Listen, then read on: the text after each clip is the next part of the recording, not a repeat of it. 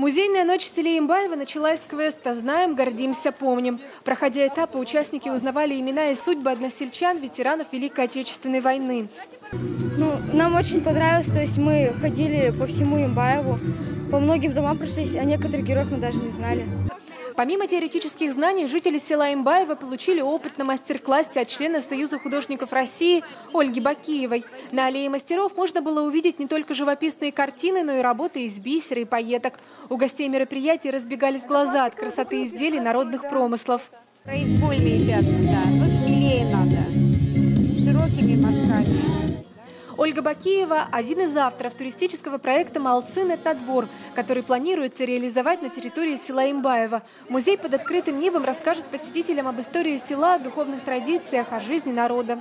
Это будет не только исторический комплекс, но и также это будет и туристический комплекс, где можно предложить туристам и прогулки верхом на лошадях. А на главной площади в то время выступали русские и татарские коллективы. Заводными песнями и танцами артисты пробуждали любовь к национальным традициям, развлекали народ. На нашей территории традиционным стало это мероприятие. Замечательное мероприятие, где принимают участие и взрослые, и дети, и гости других муниципальных образований. Для Имбаевского музея истории татарской культуры ночные экскурсии с представлениями в новинку. Музей находится в 20 километрах от Тюмени. Это ночь – единственное мероприятие в году, когда на территории комплекса собирается большое количество любителей истории.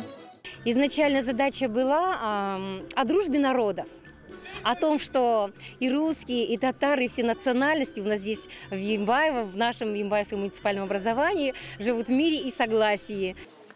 Закончилась акция обзорной экскурсии по залам музея просмотром исторического фильма. О том, как прошла музейная ночь в Имбаевском музее, напишет и областная татарская газета «Инарыш». Те, кто не подписан на издание, могли это сделать в эту же ночь, прямо в музее. София Хайрулина, Александр Кислицын, Рамиль Нигматуллин, ТНВ, Тюменская область.